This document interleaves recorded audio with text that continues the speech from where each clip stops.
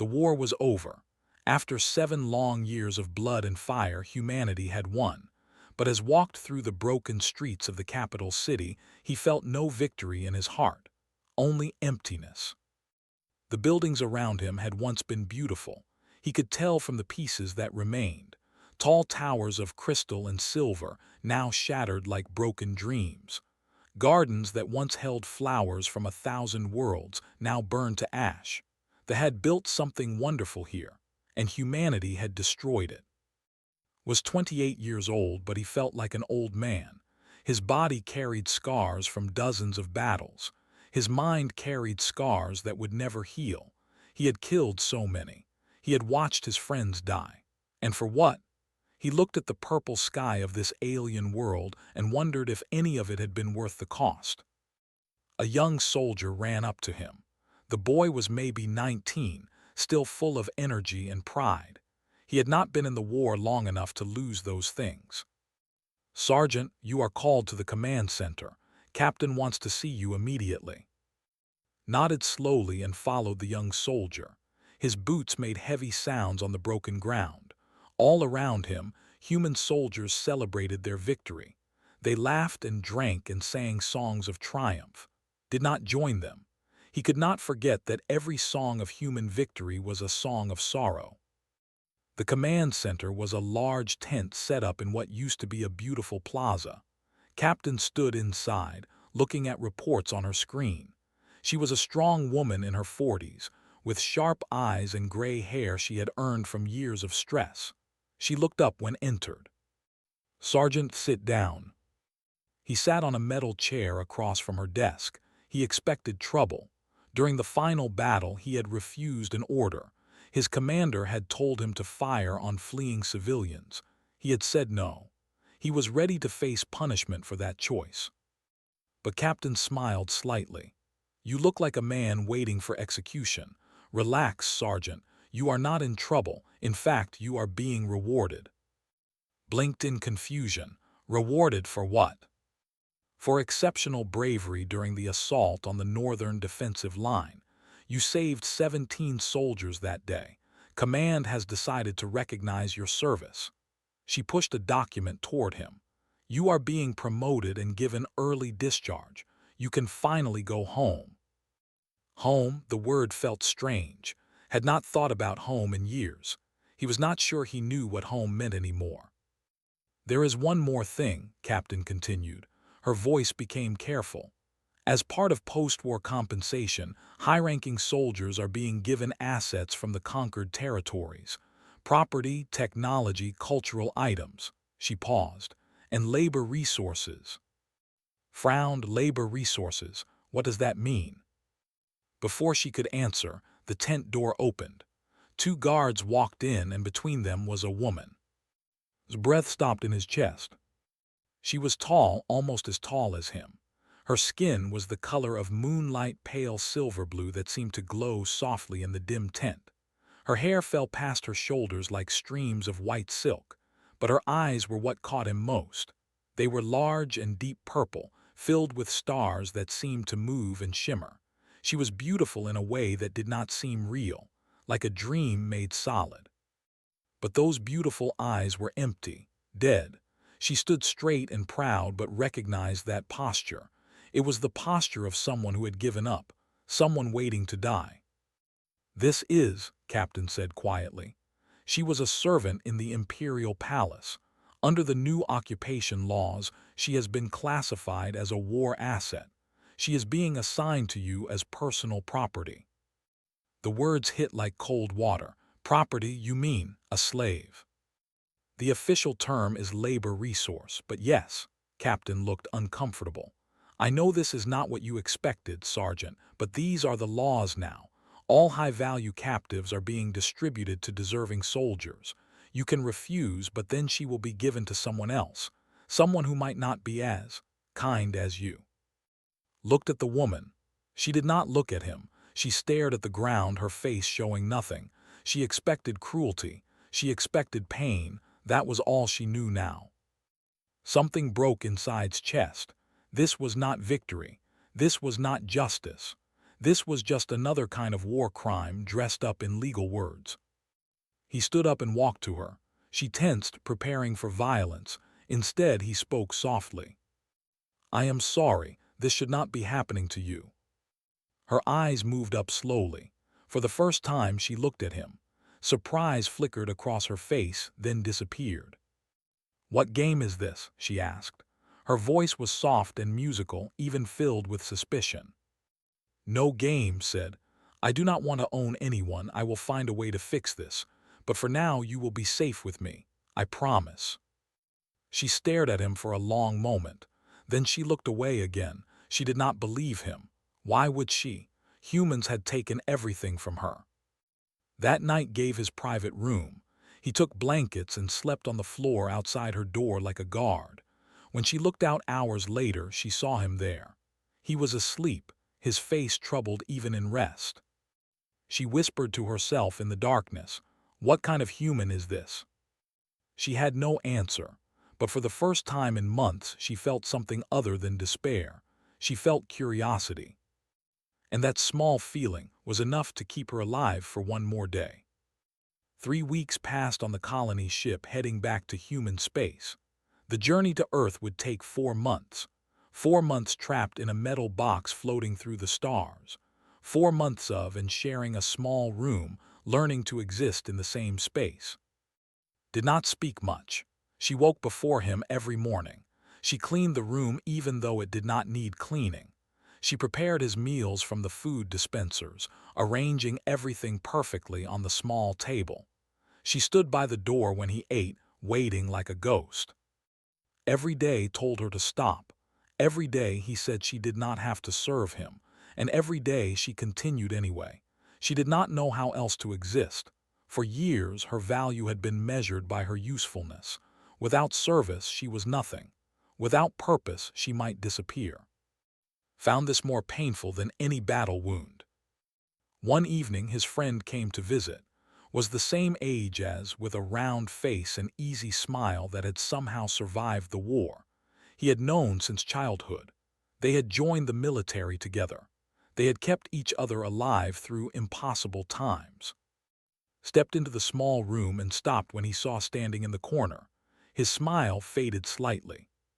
"So the rumors are true," he said quietly. "They really gave you one of them." "Her name is," replied, "and I did not ask for this." Sat down on the bed, his eyes moving between and the woman. "Brother, people are talking. They say you treat her like a guest instead of property. They say you sleep outside while she takes your bed." "So what?" "So you are making yourself a target. There are many soldiers on this ship who lost friends and family to their weapons. If they think you are protecting one of them." He shook his head. "Be careful. That is all I am saying." Looked at his friend with tired eyes. "She is a person, not a weapon, not an enemy, just a person who lost everything. How can I treat her like an object?" Had no answer. He left soon after, but his warning stayed in his mind. That night had a nightmare. Heard her crying through the thin walls. Soft, broken sounds that she tried to muffle with her pillow. He wanted to help, but he did not know how. He sat outside her door and listened, his heart heavy with helpless anger. In her dreams was back in the palace. She could hear music playing. She could see her mother arranging flowers in the garden. She could feel sunshine on her skin. Then the sky turned red. Fire fell from above. Her mother screamed. The palace crumbled. Soldiers in human armor marched through the flames, and she was dragged away from everything she loved. She woke with tears on her face and silence in her heart. Days passed. The ship moved through the darkness between stars, and then the incident happened. Had gone to the food dispensers alone. Was in a meeting with Captain about his discharge papers. He thought she would be safe for an hour. He was wrong. 3 soldiers found her in the corridor. They had been drinking. Their eyes were filled with hatred and something worse. They pushed her against the wall. They called her names that she did not fully understand but could feel in her bones. "Look at this pretty alien thing," one of them laughed. "Think you are too good for us. Think that sergeant can protect you forever." Did not scream, she did not beg. She stood still and waited for the pain. It was all she could do. Then a voice cut through the corridor like a blade. Step away from her, now. Stood at the end of the hallway. His face was calm, but his eyes burned with cold fire. The soldiers laughed. This is not your business, Sergeant. Go back to your room. We just want to have some fun with your pet. Moved faster than they expected. The first soldier fell with a broken nose before he could react. The second swung at and missed. His fist connected with his jaw, sending teeth flying. The third pulled a knife. The fight was brutal and short. Took a cut across his arm, but the soldier ended up unconscious on the floor with the knife stuck in the wall above him. Blood dripped from his wound onto the metal floor. Guards arrived minutes later.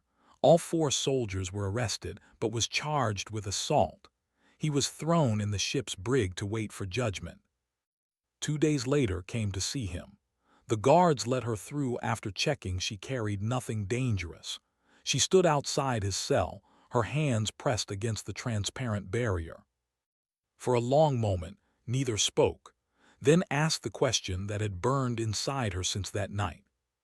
Why would you suffer for someone like me? I am nothing, less than nothing. I am the enemy your people conquered. Why would you bleed for me? Looked up at her, his face was bruised, his arm was bandaged, but his eyes were gentle. Because you are a person, he said simply. That is enough reason. It will always be enough reason. Stared at him. Something cracked inside her chest. The wall she had built around her heart, the wall that kept her alive through everything, developed its first fracture. Tears fell down her silver cheeks. She could not stop them. Captain released the next day with a warning. As helped him walk back to their room, she let him lean on her shoulder. It was the first time she had touched him by choice. Neither of them spoke about it, but something had changed between them, something small and fragile and new, like a flower trying to grow in the ruins of war. 6 months after the war ended and lived in a small apartment on a human colony world called New Harbor. It was a simple place with 2 rooms, a tiny kitchen, and a window that looked out at the stars. Not much, but it was theirs. Had been officially discharged from the military. The promotion and medal meant nothing to him. He stored them in a drawer and never looked at them again. He found work as a mechanic at a nearby spaceport, fixing engines and cleaning fuel lines. The work was hard but honest. It kept his hands busy and his mind quiet. Remained with him, still legally bound by the occupation laws. On paper, she was his property. In reality, she was something he could not name, a roommate, a companion, a friend perhaps. The word felt strange and not quite right, but he had no better word. She was changing, slowly like ice melting in spring. At first, she had continued her silent service, cleaning, cooking, waiting, but kept telling her to stop. He kept asking her what she wanted instead of telling her what to do. The questions confused her. No one had asked what she wanted in years. Then one day she answered. I want to understand, she said quietly. I want to understand your people, why you do the things you do, what makes you different. So taught her. He showed her human food and she tried to cook it. Her first attempts were terrible. The rice was burned. The soup was too salty. The vegetables were cut into strange shapes, but ate everything she made and smiled. It is good, he said, even when it was not. She knew he was lying, but she appreciated the kindness behind the lie. Watched human shows on the small screen in their living room. She asked endless questions. Why do humans shake hands? What is the meaning of this holiday? Why do humans keep animals in their homes and call them family? Answered everything as best he could. She learned that humans were strange and complicated. They could be cruel, but they could also be kind. They destroyed but they also created beautiful music and art. They waged terrible wars, but they also built hospitals and schools. They were a contradiction that she could not fully understand. One evening came home from work and heard something that stopped him at the door. A voice. soft and beautiful, humming a melody he had never heard before. The notes were sad and sweet, rising and falling like waves on a distant ocean. He found sitting by the window looking at the stars. She was humming without realizing it. A song from her childhood, perhaps, a memory of home. She stopped when she noticed him. "I am sorry," she said quickly. "I did not mean to." "Do not apologize," said. "It was beautiful." She looked away, her silver cheeks turning slightly purple with embarrassment. "It is nothing, just an old song. I used to play music before everything." Learned that had been a musician in the palace. She had played an instrument called a thing of crystal strings and silver wood that made sounds like captured starlight. Music had been her life, her purpose, her joy. The war had taken that away, along with everything else. Did not sleep well that night. He kept thinking about and her lost music. He kept imagining her in a beautiful palace, playing for crowds of her people, before fire fell from the sky. The next week he spent all his savings. He searched through black markets and old traders. He called in favors from friends who knew friends. And finally, he found what he was looking for. When he came home that evening, he carried a long case in his hands, looked at it with confusion. "What is that?" Set the case on the table and opened it. Inside, resting on soft fabric, it was not as beautiful as the ones in the palace. It was old and slightly damaged, but it was real. His hands trembled as she touched it. Her fingers ran along the crystal strings, remembering their feel after so long. "How did you?" Her voice broke. She could not finish. "I wanted you to have something back," said quietly. "Something that was yours." Lifted from its case. She held it the way she had been taught as a child, the way her mother had shown her so many years ago. She closed her eyes. And she played. The music that filled the small apartment was unlike anything had ever heard. It was sorrow and beauty mixed together. It was the sound of 1,000 sunsets over alien oceans. It was loss and memory and something like hope. Tears fell from closed eyes, but she did not stop playing. When the song ended, silence filled the room, then opened her eyes and looked at. "Thank you," she whispered, "thank you." Those two words carried more weight than any had ever heard. But not everything was gentle. The colony had many humans who hated they had lost family in the war. They had seen friends die in battle.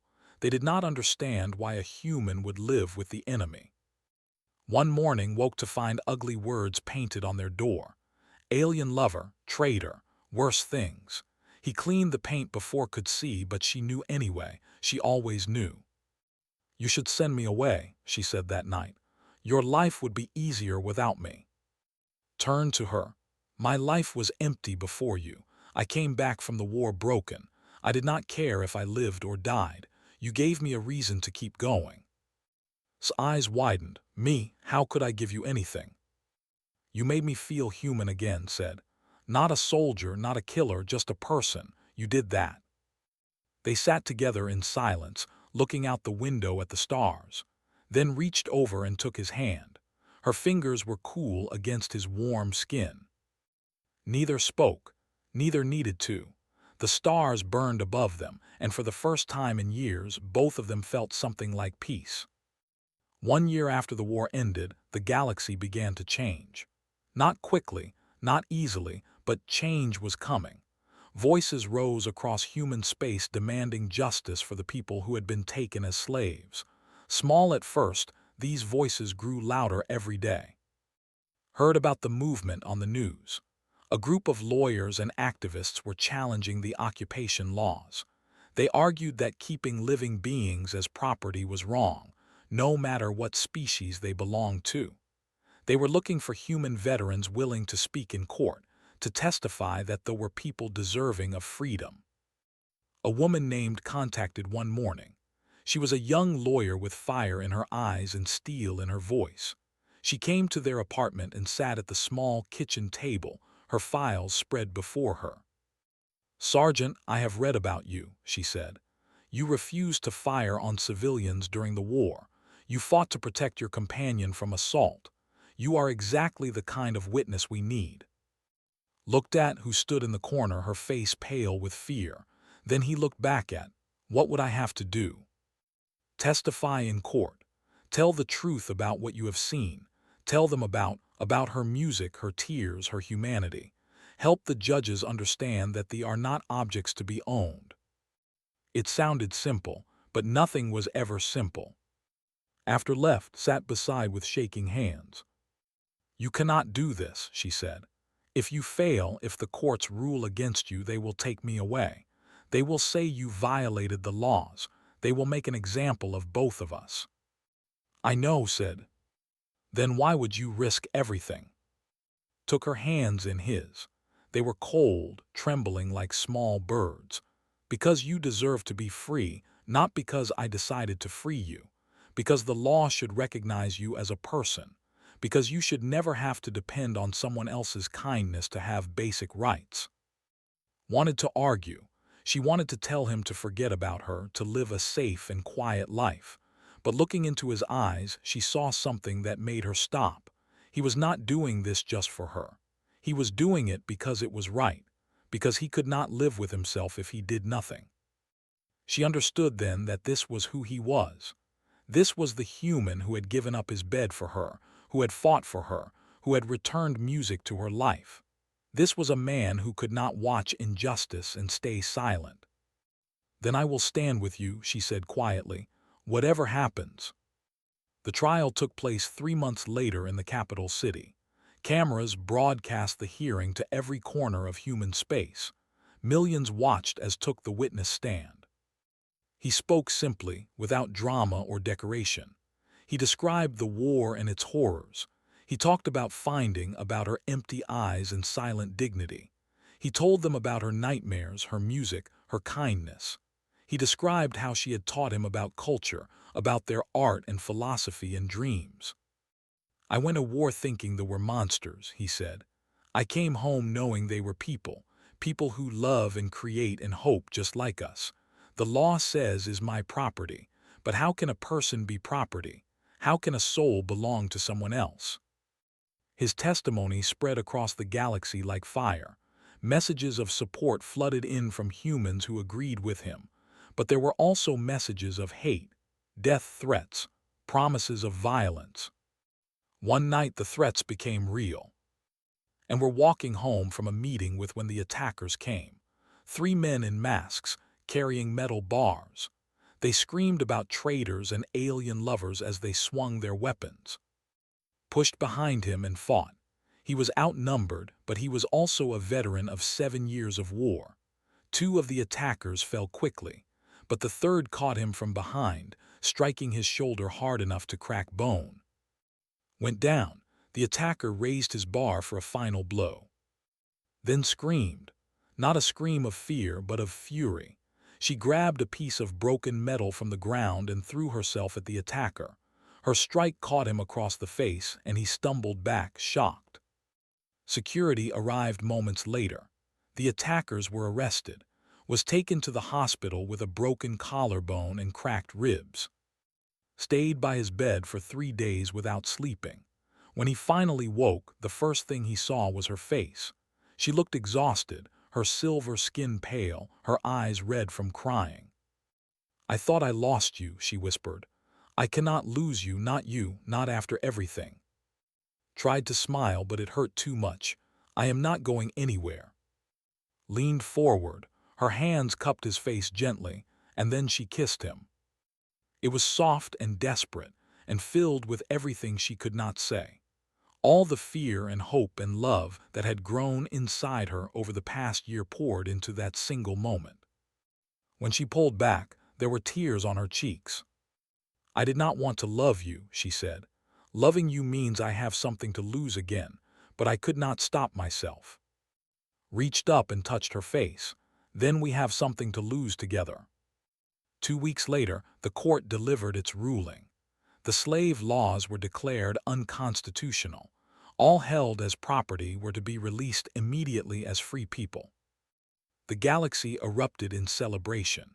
Millions of walked out of bondage into freedom, and in a small hospital room held the legal documents that declared her a person under human law. But freedom meant choice, and wanted to make sure she had that choice. He gave her everything she needed: credits, identification, travel passes, a path to anywhere she wanted to go. "You do not owe me anything," he said. "You never did. If you want to leave, if you want to find your own life, I will understand." Took the documents. She looked at them for a long moment. Then she looked at the door. His heart stopped. He prepared himself for goodbye, but did not walk to the door. She set the documents aside and walked back to him. She sat on the edge of his bed and took his hand. "I am not staying because I owe you," she said. "I am staying because I choose you, because you are my home now, because I love you." Pulled her close, ignoring the pain in his ribs. And for the first time since the war ended, he let himself cry. They had won not just the court case, not just her freedom.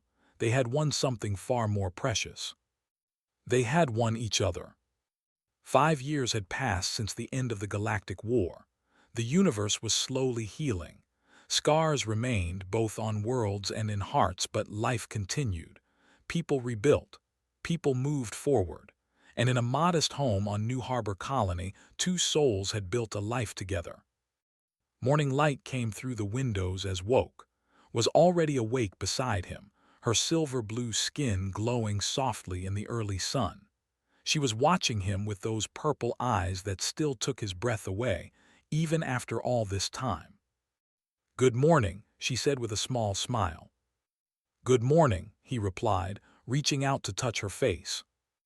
This was their routine now, simple and peaceful. The war felt like a distant nightmare, fading more with each passing day. Had become something she never expected to be, a famous musician. Her blend of and human musical traditions had captured the hearts of both species. She performed in concert halls across the galaxy. Critics called her a symbol of hope, a bridge between two peoples who had tried to destroy each other. But she was still just. The woman who hummed while cooking breakfast. The woman who laughed at his terrible jokes. The woman he loved more than his own life. Had opened a small shop that helped war refugees, both human and came through his doors. He helped them find jobs, housing, medical care. He gave them what he wished someone had given him when he returned from war, a chance to feel human again. Their life was good, not perfect but good, and then the delegation arrived. The galactic government had arranged formal diplomatic meetings between humans and, for the first time since the war, representatives from the traveled to human space. They came to discuss peace, trade, and the future of both species. Watched the news with quiet tension, sat beside her holding her hand. "Are you okay?" he asked. "I do not know," she admitted. "I never thought I would see my people again, not like this." The next day brought a visitor to their door. A man, tall and proud, with the same silver-blue skin as. His eyes were deep purple like hers, and his face held the same elegant bone structure. Opened the door and froze. As she whispered, her brother, the brother she had believed dead for 5 years, the brother she had mourned every night in the early days of her captivity. He stood before her now, alive and whole. They stared at each other for a long moment, then fell into his arms, crying. Watched from inside, giving them space. His heart was full of complicated feelings. He was happy that had found her family, but he was also afraid of what this would mean, afraid of losing her. Later, the three of them sat in the living room, looked around at the human furniture, the human decorations, the human man sitting beside his sister. His face was hard to read. "I searched for you after the war," said. "They told me you were taken by human soldiers. I feared the worst." "The worst almost happened," said quietly, "but saved me." Turned his eyes to, they were cold and suspicious. "You were a soldier, you fought against our people, you destroyed our world." "I did," said. He did not try to defend himself.